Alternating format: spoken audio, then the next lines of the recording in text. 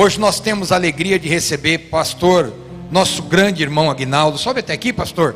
Como é que chama os dois varão que acompanham o senhor aí? João Fantini e o Mateus. Deus abençoe pela vida de vocês. Pastor, sobe aqui. Eu não sei se vocês sabem, o pastor Aguinaldo é um amigo nosso de longa data. Ele é contemporâneo do pastor Djalma. Quando eles eram meninos, quando eles eram bem novinhos, o pastor Aguinaldo já ia pregar lá na igreja, na fazenda Santa Virgínia. Então para nós é uma alegria recebê-lo aqui, pastor, porque o senhor é um amigo de longa data. E mesmo na simplicidade da igreja da fazenda, ele sempre esteve lá nos ajudando quando a gente estava lá ainda pequenininho. Por isso que eu disse que ele era contemporâneo, porque o pastor Djalma também ia, muito antes de sonhar com essa comunidade, né, pastor? Aí um dia Deus disse: vem para cá, meu filho. E ele trouxe a irmã dele, viu? Aquela senhora lá é a irmã dele, que ela parece a mãe, né? Mas é tão novinha que parece mais a irmã do que a mãe, viu? É a mãe dele, né? Deus abençoe. Repete comigo: pastor Aguinaldo, a comunidade Batista Terra Santa te recebe com muito carinho. Seja muito bem-vindo. E nós te abençoamos em nome do Pai, do Filho e do Espírito Santo. Amém? Uma salva de palmas a Deus pela vida desse homem.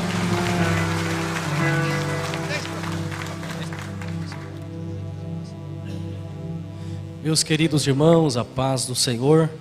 Eu quero convidá-los para abrir a palavra de Deus no Evangelho de Jesus, segundo escreveu Marcos, capítulo de número 6.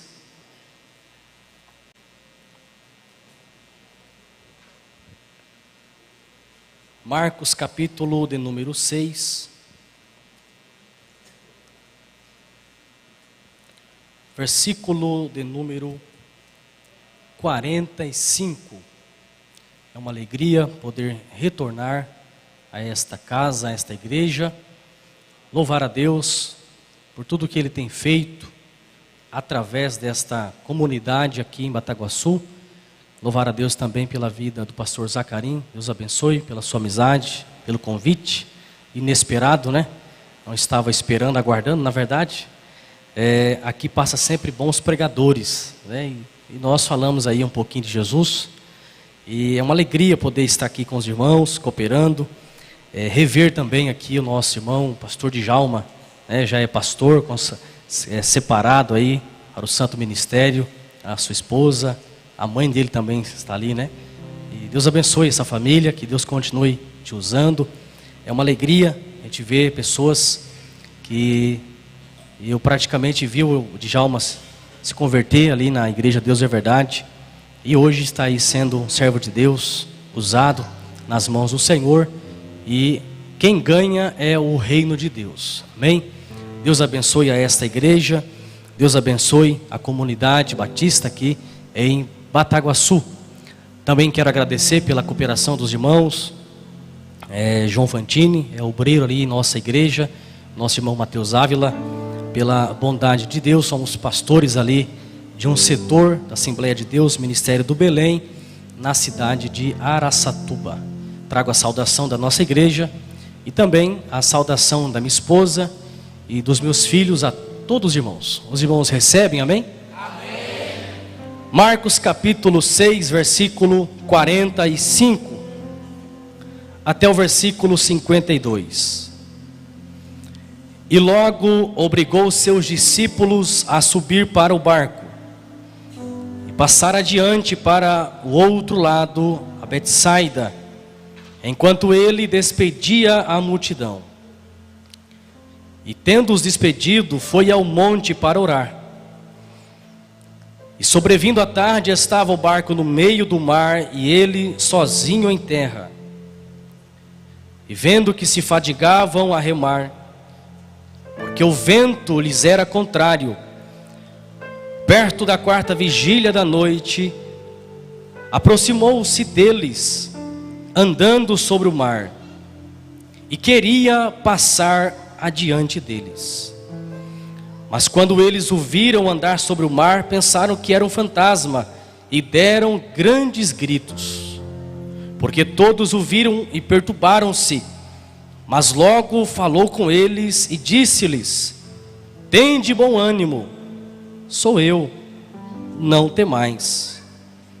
E subiu para o barco para estar com eles, e o vento se aquietou, e entre si ficaram muitos assombrados e maravilhados, pois não tinham compreendido o milagre dos pães, antes o seu coração estava endurecido. Amém, meus irmãos? Até aqui a leitura da palavra de Deus.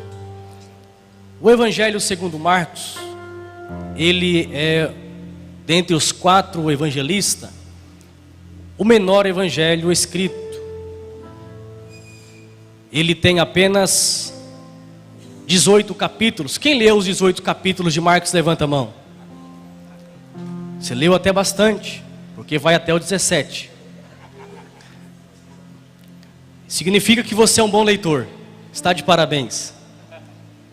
Mas o evangelho de Marcos, para quebrar esse gelo, ele é o menor evangelho escrito, porém ele é a base para os demais. Ele foi o primeiro evangelho a ser escrito, e ele serve de documento para... Eu falei 17, é 16, né? Eu também errei. Ele serve de base para os demais outros evangelhos. Mas tem uma característica no evangelho de Marcos que me chama a atenção. É que Marcos, dentre as várias perspectivas que temos a respeito de Jesus no evangelho, nós poderíamos, dentro do contexto narrativo de Marcos, olharmos para a pessoa de Cristo. Vocês conhecem muito bem e sabem que cada evangelista, eles estavam escrevendo para públicos diferentes. Mateus, por exemplo, estava escrevendo para os judeus. E o propósito de Mateus é apresentar Jesus como o Messias prometido.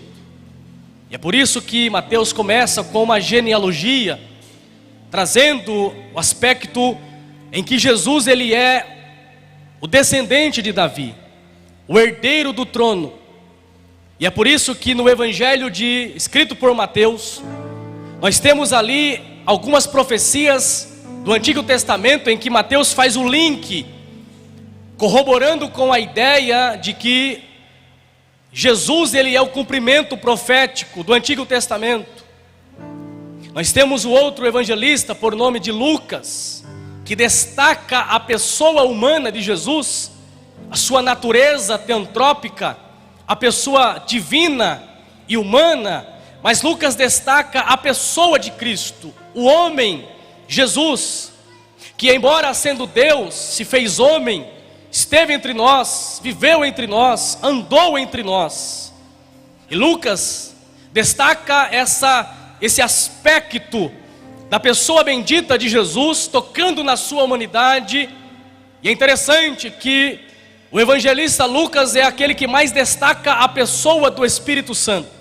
No evangelho, ele destaca a pessoa do Espírito e também destaca a pessoa de Cristo em constante oração, revelando-nos que Jesus, mesmo sendo verdadeiramente Deus e verdadeiramente homem, ele vivia a sua vida devota, piedosa. Isso é um exemplo para nós. E Lucas queria apresentar aos gregos esse homem perfeito. E é por isso que Lucas destaca que Jesus é o Filho do homem, o homem perfeito, varão de dores. Nós temos o evangelista João, que é um evangelho ímpar, diferente dos outros, pois João tem o propósito de destacar a pessoa divina de Jesus. João foi escrito para a igreja, para toda a comunidade, para que todos olhassem para Cristo e crescem em Jesus, e não apenas crescem em Jesus, mas continuassem crendo no bendito Salvador. Quando João escreve o seu evangelho, ele está diante de uma heresia gnóstica que queria devastar e arruinar com as bases do Evangelho. E João então lança a base do Evangelho, descrevendo que Jesus Cristo, Ele é Deus, o Deus que se fez homem, esteve entre nós, e Ele vive eternamente. O evangelista Marcos, que é o texto que nós lemos aqui, ele tem o propósito de apresentar-nos o Jesus Cristo servo. Marcos está escrevendo para uma audiência de romanos, e eles valorizavam muito esta ideia de rei, de imperador, de senhor, de magistrado. E Marcos descreve, focando Jesus como servo. O texto áureo desse livro, o texto-chave de Marcos, é o capítulo 10, versículo 45. Filho do homem não veio para ser servido, mas para servir e dar a sua vida em resgate de muitos. É interessante que Marcos, ele não começa com genealogia, porque Marcos, ele tem o propósito de destacar Jesus como servo, o rei que se fez servo, o rei que despiu da sua glória e se vestiu de carne, esteve entre nós. E quando ele esteve aqui, ele não veio para receber pompas e glórias, ele não veio para ser ovacionado pela multidão, mas ele veio apenas para servir. E é importante essa característica, porque nós também, como igreja do Senhor, estamos aqui para servir a Deus e servir o nosso próximo. Você pode dizer amém por isso? A beleza do Evangelho não é ser servido, a beleza do Evangelho é você servir. A beleza do Evangelho não é você se promover, a beleza do Evangelho é você ver outros crescendo, é você ver outros prosperando, é você ver outros crendo em Cristo Jesus e avançando na fé. E poderíamos destacar esta pessoa de Jesus como servo aqui no Evangelho de Marcos. E quando Marcos ele escreve esse Evangelho, queridos irmãos, ele me chama a atenção porque Marcos poderia destacar Jesus Cristo no seu poder sobre os demônios, sobre as dificuldades físicas, espirituais daquele povo. Poderíamos destacar também aqui a respeito do confronto de Jesus com os fariseus, com os saduceus e assim por diante. Mas o que me chama a atenção em Marcos, e o que eu quero destacar aqui nessa noite, é a respeito do discipulado. O Evangelho de Marcos, ele tem o propósito de nos ensinar que o Senhor Jesus, sendo servo, Ele, através da sua obra, através das suas ações, seus milagres, suas parábolas, sua vida, Ele tem o propósito de nos levar ao discipulado. O Evangelho de Marcos, ele é o que mais narra milagres de Jesus. E ele não os narra porque ele quer destacar o poder miraculoso de Jesus apenas, mas ele quer destacar que quando Jesus chama os seus discípulos para estarem com ele, Jesus está os chamando para o discipulado. Então tudo o que os discípulos estão vendo da pessoa e obra de Jesus, isso estava levando-os ao discipulado. Então no Evangelho escrito por Marcos, eu quero destacar esta perspectiva de Marcos, em que ele está vendo Jesus como servo, e que através das suas obras, ele estava ensinando os seus discípulos ao discipulado, levando-os a uma vida de serviço, de discipulado, de alguém que aprende com o seu Senhor, com o seu mestre. É interessante que Jesus, sendo o Senhor, se fez servo, e através da sua servidão, Ele nos ensina. E é por isso que o tema da minha mensagem nesta noite está subordinado àquele tema: caminhando com Jesus, o discipulado em Marcos. Quando nós olhamos para este evangelho, trabalhando essa perspectiva, em que Jesus está levando os seus discípulos ao crescimento, à maturidade. E a vida cristã, meus queridos, quando nós falamos desta metáfora da caminhada cristã, nós estamos falando de uma vida cristã, vivida caminhando com Jesus. Nesta jornada cristã, ao longo desta jornada, da mesma forma que Jesus chamou os seus discípulos, e Jesus os levou ao discipulado, ao crescimento espiritual, da mesma forma Jesus faz comigo e com você. Ele nos chama para o discipulado, Ele nos chama para o aprendizado, Ele nos chama para o crescimento.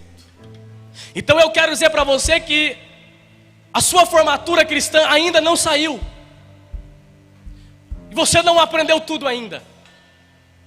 Talvez você tenha passado por muitos problemas, e você tenha falado: eu já passei por muita coisa, agora, como diz aquele velho hino, agora é só vitória.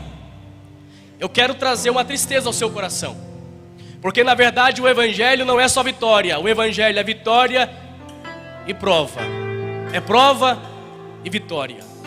A vida cristã, ela é feita de aprendizado, e você precisa colocar na tábua do seu coração que você está matriculado na escola de Jesus, e que a sua vida, ela é uma vida de aprendizado contínuo com Jesus Cristo, e que você não se forma da noite para o dia, você não se forma de hoje para amanhã, e nem daqui 3 a 4 anos como numa faculdade. A vida cristã é uma escola de aprendizado, e quem matriculou você nessa escola foi Jesus Cristo.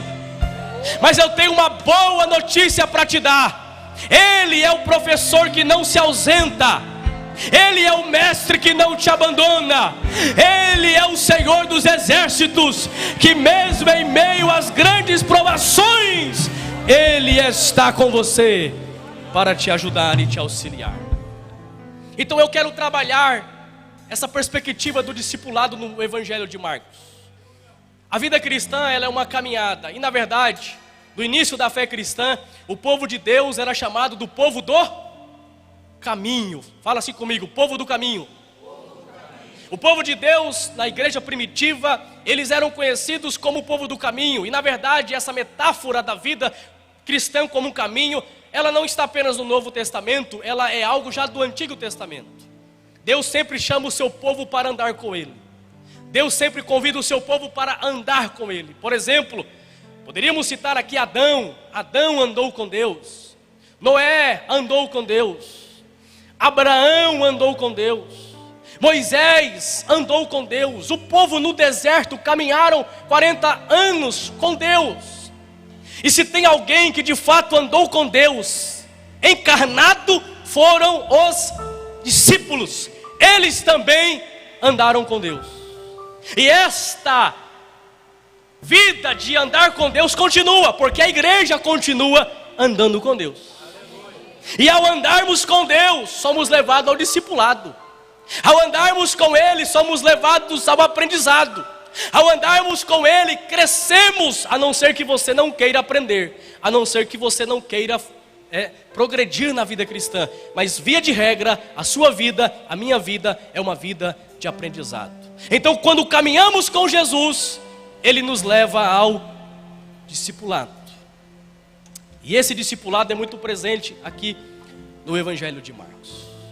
Aquele é o meu tema, mas eu tenho aqui uma proposição, uma tese dentro desse sermão, que eu não coloquei ali, é segredo, vou contar agora.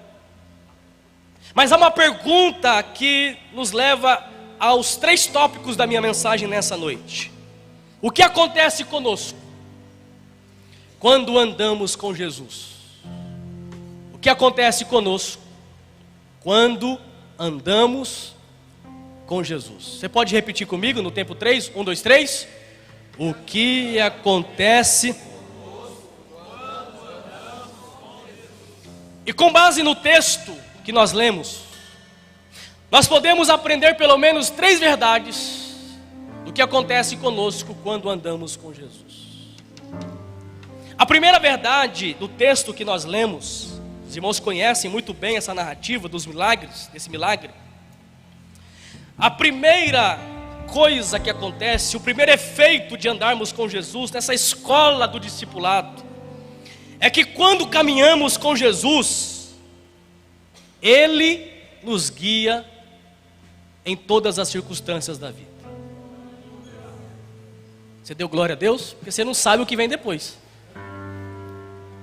Quando andamos com Jesus, Ele nos guia em todas as circunstâncias da vida. Volte os seus olhos comigo, por favor, no versículo de número 45. Olha a ordem de Jesus no versículo 45. E logo obrigou os seus discípulos a subir para o barco e passar adiante para o outro lado, a Betsaida, enquanto ele despedia a multidão. Quero que você foque comigo esse verbo que está aí, o verbo ordenou, obrigou os seus discípulos. É uma ordem de Jesus. Jesus está guiando os seus discípulos. E a primeira coisa que acontece conosco quando somos discípulos de Jesus, quando andamos com Jesus, é que Ele nos guia em todas as circunstâncias da vida. E para onde Jesus estava guiando os seus discípulos nesse versículo? Para uma tempestade. Mas volte comigo o seu olhar agora para os versículos anteriores. Nos versículos anteriores nós temos a multiplicação de pães e de peixes. Ou seja, versículos anteriores, os mesmos discípulos que estão sendo introduzidos em uma crise, em uma tempestade, momentos antes, eles estavam vivendo uma grande euforia. Havia contentamento, havia alegria, havia provisão, havia milagres. Versículos anteriores é a mesma coisa, não tem quebra aqui de tempo, é a mesma noite, é o mesmo dia. Jesus havia multiplicado os pães e peixes. E agora, momentos depois, o texto nos informa que uma multidão queria proclamar Jesus como rei. E Jesus, conhecendo o coração da multidão e o coração dos discípulos, Jesus obriga os discípulos, entrem no barco e atravesse para o outro lado.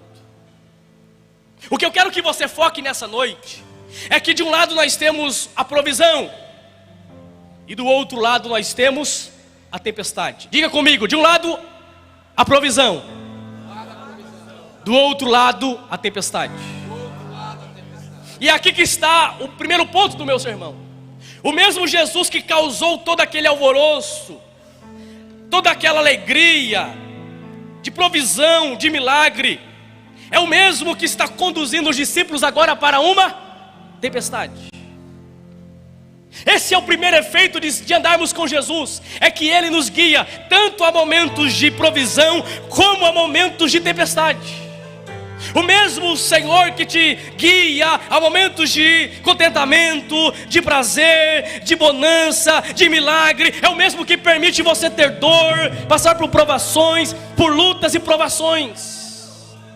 Esta é a dinâmica da vida cristã, esta é a dinâmica da fé, não é somente bonança. A vida cristã, queridos, ela é feita de momentos de provisão, mas também de momentos de escassez.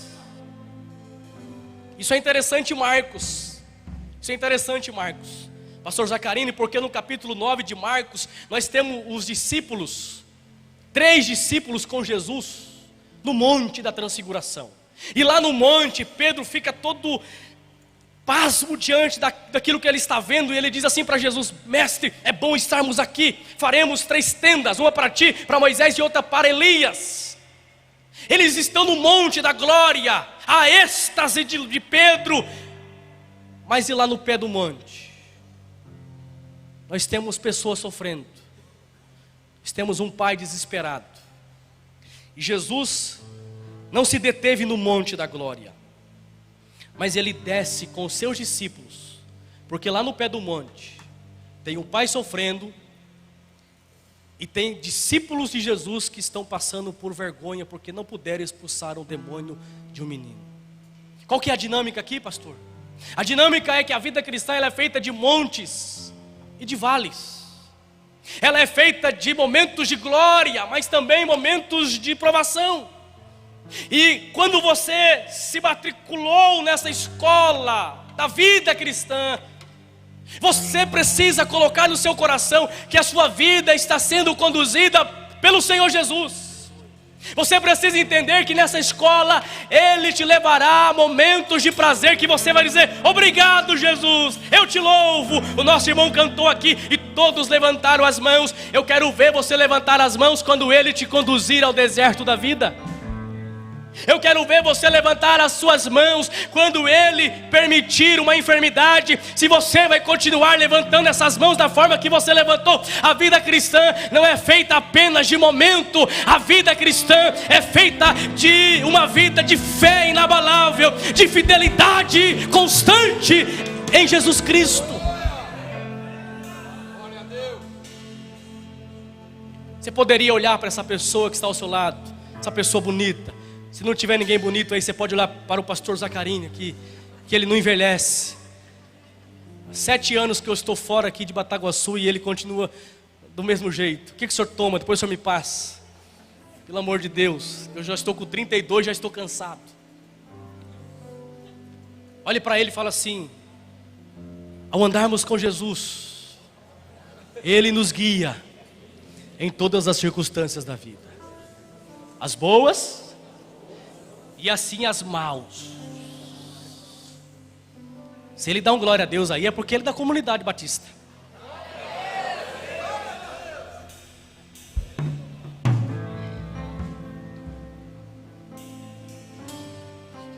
O mesmo Jesus que conduziu os discípulos na provisão, é o mesmo que agora nesse momento está os conduzindo para uma tempestade.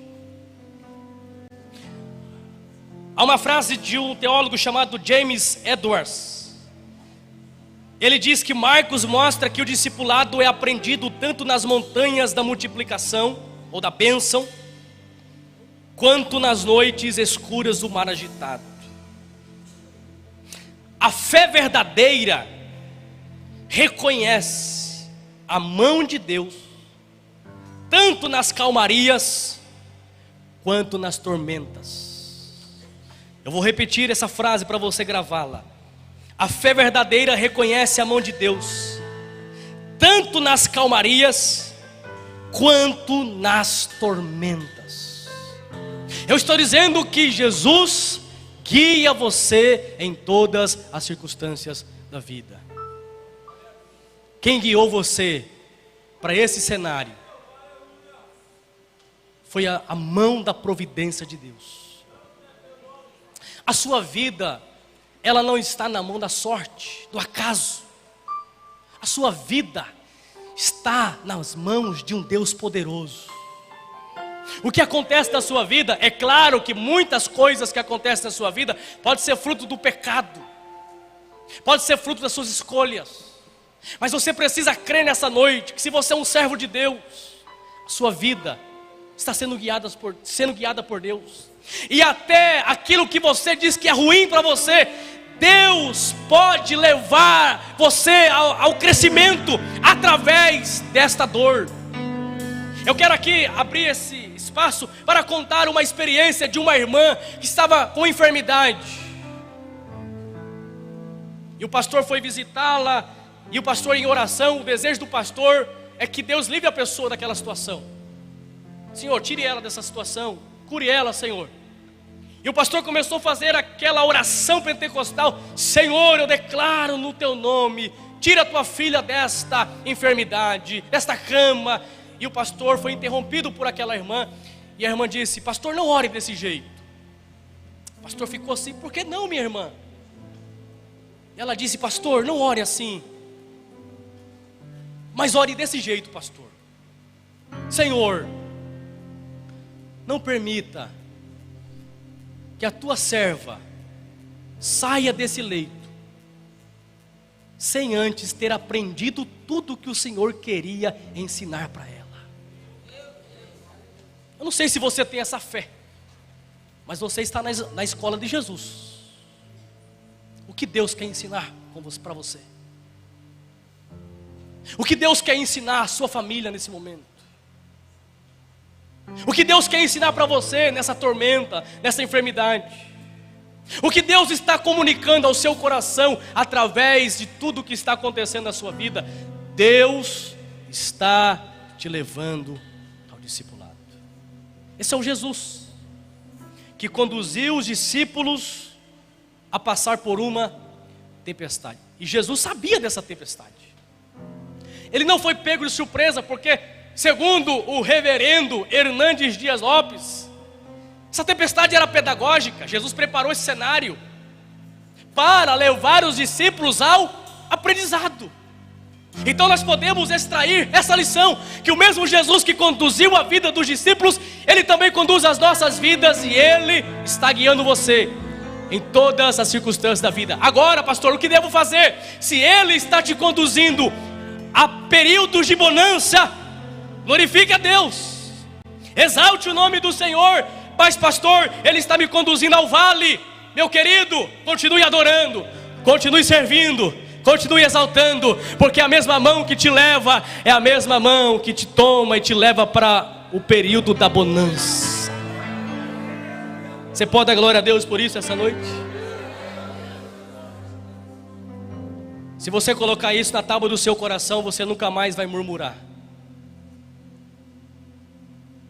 Se você colocar isso no seu coração, você nunca mais vai levantar pela manhã e reclamar da vida, reclamar de tudo. Mas ao saber que você está na escola do discipulado, você terá uma outra perspectiva do que é ser cristão. Ser cristão muitas vezes é ser levado a lágrimas. Ser cristão muitas vezes é ser levado a desertos, a procurar amigos e não encontrar nenhum. É procurar um abraço e não ter abraço de ninguém. É procurar uma palavra, mas você não tem esta palavra. Essa é a escola do Mestre. Essa é a escola de Jesus. Quando andamos com Jesus, Ele nos guia em todas as circunstâncias da vida. Mas a segunda lição, queridos, que eu vejo aqui no texto, qual é o propósito de Jesus nos guiar? A primeira lição é que quando andamos com Jesus, nós somos guiados em todas as circunstâncias da vida. Mas em segundo lugar, por que Jesus quer nos guiar em todas as circunstâncias da vida? Qual é o propósito de Jesus nos guiar em todas as circunstâncias da vida? O propósito de Jesus em nos guiar em todas as circunstâncias da vida é que Ele quer revelar a sua glória e o seu poder. Quando Jesus nos guia, é porque Ele quer revelar a sua grandeza, a sua glória e o seu poder. Olhe comigo, por favor, no versículo 48.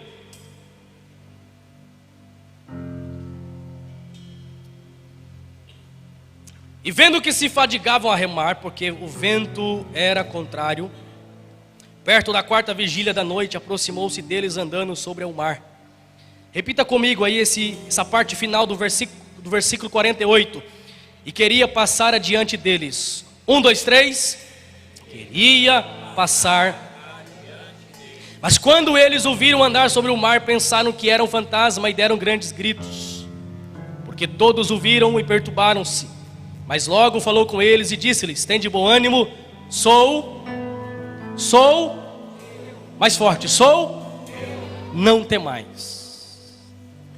A segunda lição que nós podemos extrair aqui é o propósito. Por que Jesus quer nos guiar em todas as circunstâncias da vida? É porque Ele quer revelar a sua glória, a sua grandeza e o seu poder. Os discípulos estão lá, no meio do mar da Galileia, o vento lhes era contrário, e Jesus, na quarta vigília da noite, aproximadamente às 3 horas da madrugada, Jesus sai da oração e vai ao encontro dos discípulos. E Marcos, ele diz que Jesus queria passar adiante deles. Será que Jesus estava apostando corrida com os discípulos? Vamos ver quem chega primeiro? Vamos ver quem chega lá primeiro, hein? Vocês saíram de lá aproximadamente às 6 da tarde. Já é 3, 4 horas da manhã e vocês estão aí no meio. Mas eu vou chegar mais primeiro que vocês. Será que era isso que Jesus estava querendo passar aos discípulos? Para mostrar que chegaria primeiro?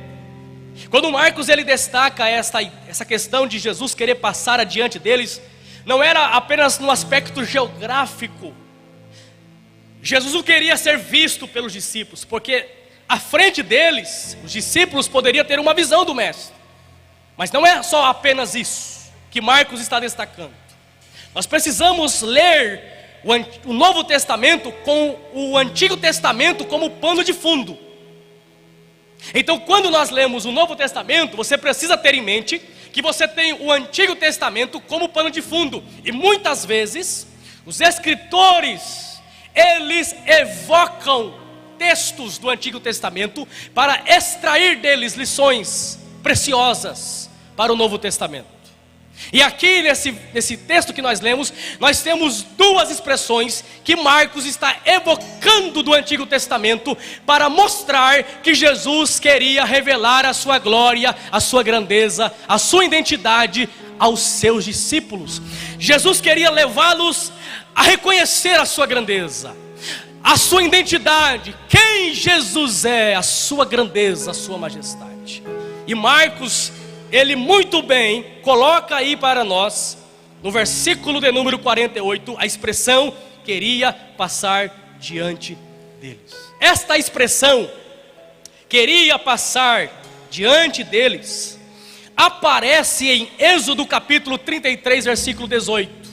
Quando Deus disse a Moisés que faria passar diante dele toda a sua bondade, a sua grandeza. Êxodo capítulo 33, do 18 ao 23, você pode ler em casa depois. Moisés foi colocado numa fenda e Deus fez passar diante dele toda a sua bondade, a sua grandeza. Moisés queria ver a face do Senhor, mas Deus disse: te colocarei na fenda e te farei passar diante de ti toda a minha glória.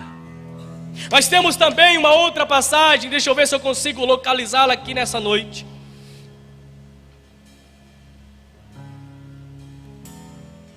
Está lá no livro de Reis, 1 Reis, capítulo 19, versículo 11. Quando Deus fez passar a sua grandeza, a sua glória diante do seu profeta Elias. Então esta expressão de Marcos, que Jesus queria passar diante dos discípulos, não era apenas para estar numa visão de alcance dos discípulos. Não é apenas isso.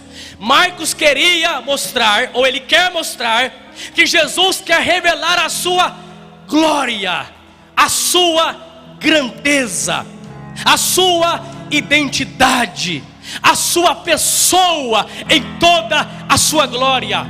Marcos está mostrando aqui que na escola da vida, esse discipulado com Jesus, ele quer mostrar para você a sua grandeza.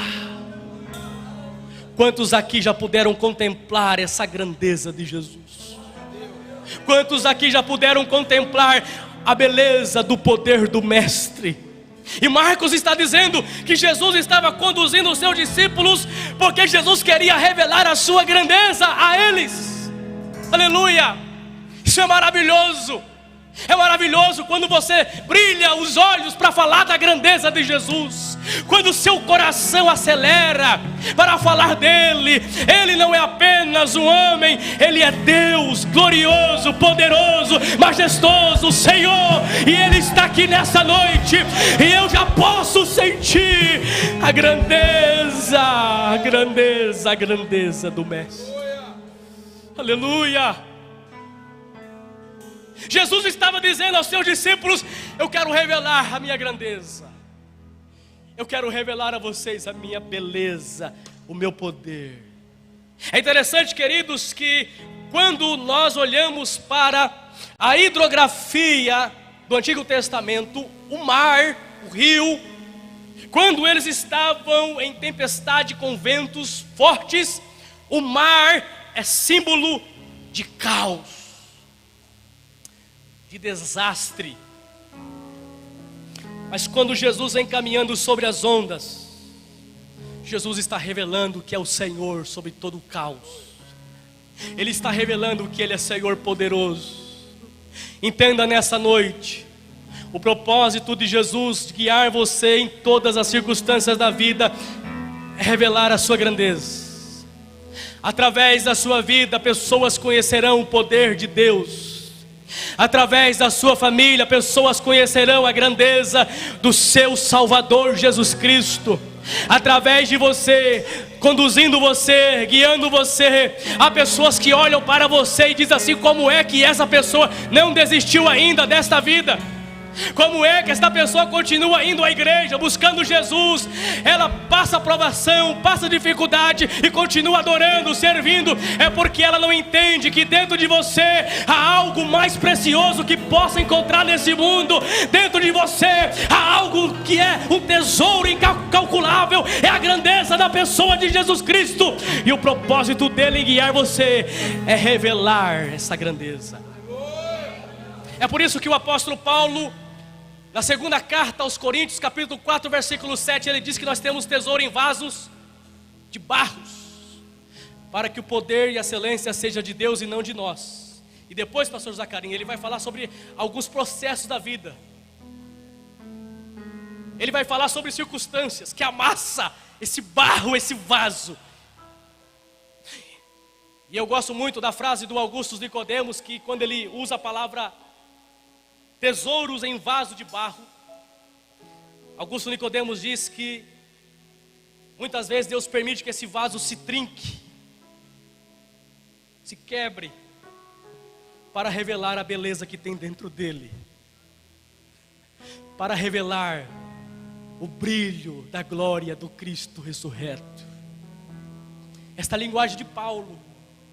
Então, quando o seu vaso se trinca pelas provações da vida, o propósito de Jesus é que essa luz que está dentro de você, que não é apenas fique perto de você, mas que ela possa alcançar outras pessoas que estão à sua volta.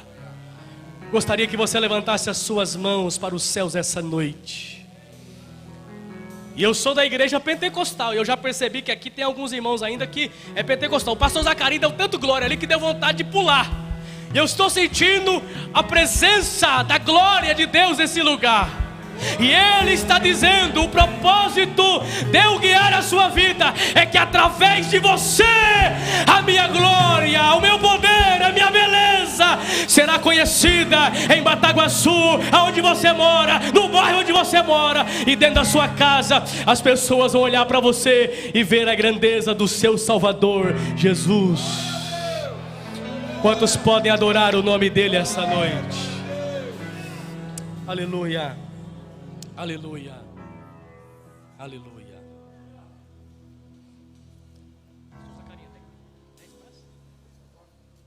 Não deu ainda, né? É bastante tempo, eu posso pregar bastante, graças a Deus. O propósito de Jesus nos guiar em todas as circunstâncias da vida é que Ele quer revelar a sua grandeza. Isso está muito claro nessa expressão de Marcos, com o pano de fundo do Antigo Testamento. Queria passar adiante deles. Mas há uma outra expressão em Marcos que evoca a ideia do Antigo Testamento. Está no versículo 50. Porque todos o viram e perturbaram-se, Mas logo falou com eles e disse-lhes, você pode dizer comigo essa expressão? Tende.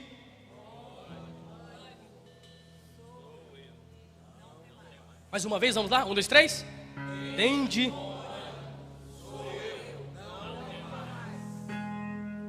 Pastor, qual que é a expressão que Marcos está utilizando aqui? Essa é muito conhecida.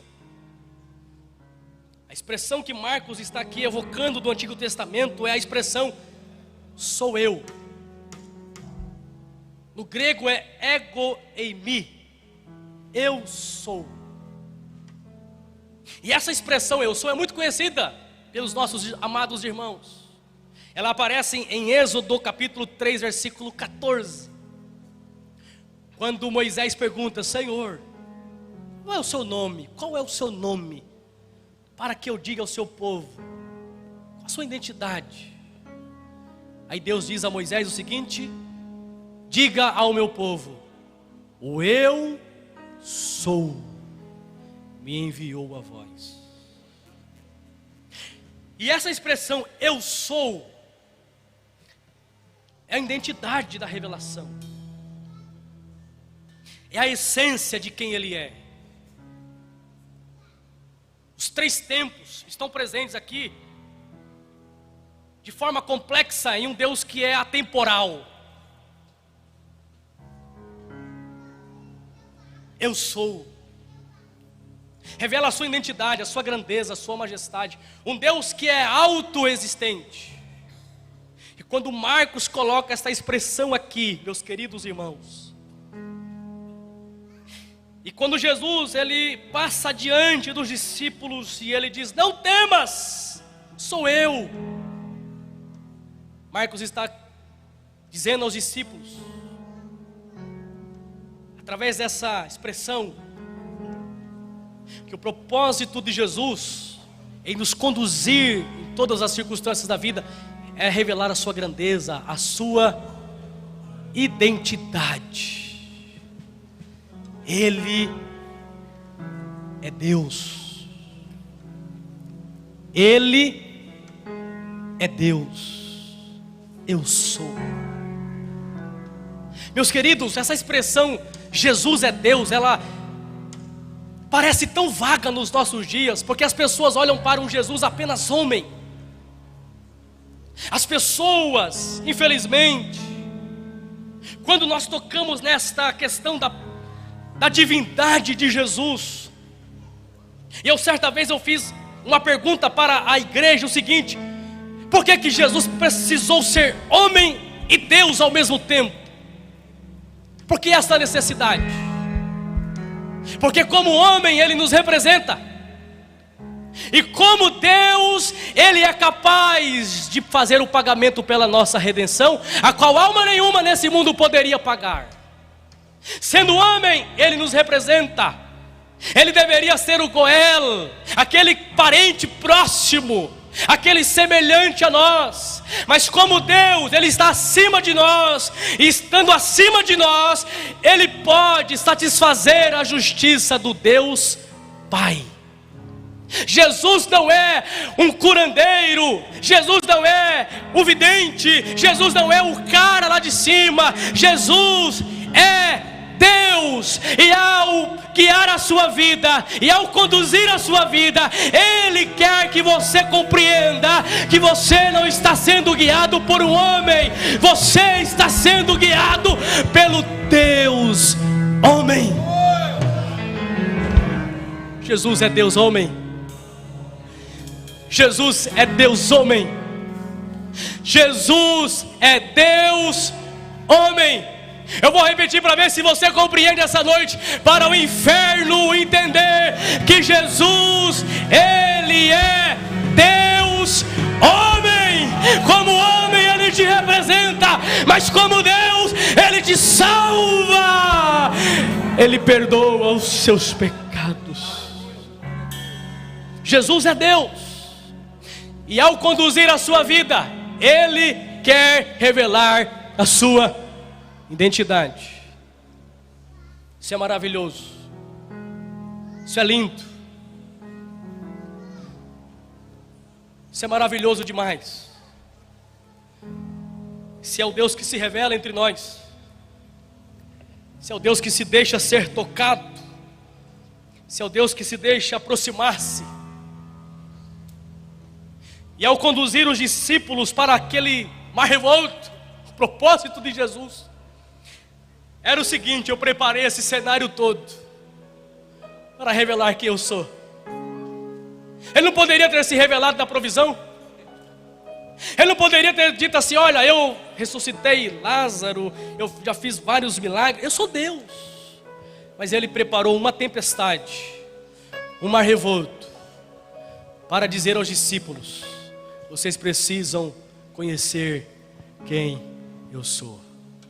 Sinceramente, você vai olhar para dentro de você agora. De fato, você conhece esse Jesus que é Deus homem? Ou você veio para o Jesus da religião? Ou você veio para o Jesus histórico? Ou você veio para um Jesus que é apenas milagre? Você de fato conhece esse Jesus? Ele está dizendo para você essa noite: o propósito em guiar a sua vida é revelar a minha grandeza. É revelar a minha grandeza. Mas em último lugar, o propósito de Jesus, em terceiro lugar, é que ao sermos guiados por Jesus, essa aqui é a parte que eu mais achei lindo, é que ao sermos guiados por Jesus, assim como os discípulos foram, nós crescemos enquanto somos confrontados com a necessidade de Deus. Então, quando somos guiados por Jesus, nós somos constantemente confrontados com a constante dependência dEle. O propósito de Jesus em nos guiar é nos levar à dependência dEle. Então, em primeiro lugar, nós falamos aqui que ao andarmos com Jesus, Ele nos guia em todas as circunstâncias da vida. Em segundo lugar, o propósito dEle em nos guiar é revelar a sua glória e a sua grandeza. Mas em terceiro lugar, ao andarmos com Ele, nós somos levados a uma constante necessidade dEle. E essa constante necessidade nos leva à transformação. Veja comigo, por favor, não vou me deter aqui muito, já vou orar por vocês. Versículo de número 52. Eu vou ler o 51 e o 52. E subiu para o barco para estar com eles. E o vento se aquietou. E entre si ficaram muito assombrados e maravilhados, pois não tinham compreendido o milagre dos pães. Antes o seu coração estava endurecido. Observe comigo, essa não é a primeira tempestade que eles passam com Jesus, é a segunda tempestade. A primeira tempestade está em Marcos capítulo 4, versículo 35. E eu quero fazer aqui uma comparação da reação de Jesus nas ambas tempestades. A reação de Jesus na tempestade do capítulo 4. A reação de Jesus é a mesma. Jesus não mudou. A reação dele na tempestade do capítulo 4 é a mesma. A reação de Jesus na tempestade do capítulo 6 é a mesma. Mas a reação dos discípulos é diferente. A reação dos discípulos no capítulo 4, versículo de número 41. Marcos 4, 41 diz assim: a reação dos discípulos: e sentiram um grande temor, e diziam uns aos outros: mas quem é este que até o vento e o mar lhes obedece? Quem é este? A reação deles é dúvida. Quem é esse? Quem é esse? Estão com medo. E a pergunta é: quem é esse? Mas agora volte comigo, por favor, em Marcos capítulo 6, versículo 51. E subiu para o barco para estar com eles. E o vento se aquietou. E entre si ficaram muitos assombrados. E o que, irmãos? Cadê a pergunta? Quem é esse? Agora não paira nenhuma pergunta. Quem é esse homem? Agora eles estão maravilhados. Observe que houve uma mudança. É o discipulado de Jesus. Ele nos leva a uma constante dependência dele, a uma constante transformação. E aqui nós já podemos ver uma transformação dos discípulos. Qual é a transformação? Marcos 4, eles estão perguntando: quem é esse homem? Em Marcos 6, eles estão maravilhados com aquilo que o Deus homem está fazendo. O que é isso? É que o discipulado com Jesus vai te levando ao crescimento. E quando você aceita esse discipulado, a sua vida constantemente é transformada pela presença dele com você. Mas observe ainda, é uma transformação, pastor Zacarim, mas não é completa ainda. Porque Paulo diz em Filipenses capítulo 1, versículo 6, que aquele que começou uma boa obra em vós, a aperfeiçoará até o dia do Senhor Jesus. Observe comigo o versículo de número 52. Pois não tinham compreendido o milagre dos pães, antes o seu coração estavam endurecidos.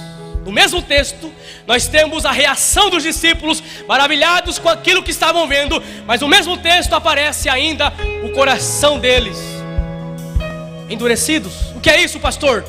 Significa que eles tiveram um crescimento ao longo da sua caminhada com Jesus, mas ainda havia resquício de um endurecimento, de uma incompreensão. Mas, todavia e entretanto, na escola de Jesus, você sempre tem algo para aprender dele. Eu quero dizer para essa amada igreja, 8 anos, tanto aprendizado, mas o Espírito Santo me disse: há muita coisa para aprender. Há muita coisa para aprender. E Jesus está conduzindo esta amada igreja. Eu não sei quais foram as situações que passaram até aqui, pastor Zacarim, mas todas elas foram o discipulado de Jesus. Ele nos leva ao aperfeiçoamento. Eu acredito, pastor, que houve erros no começo, fracassos no começo, mas hoje, ao olhar para trás, o Senhor pode perceber que já avançou bastante. Mas Deus está dizendo: irá avançar mais. Apenas se coloque em minhas mãos, porque eu farei ainda coisas grandiosas aqui nesse lugar. Quem acredita, levanta a sua mão para o céu.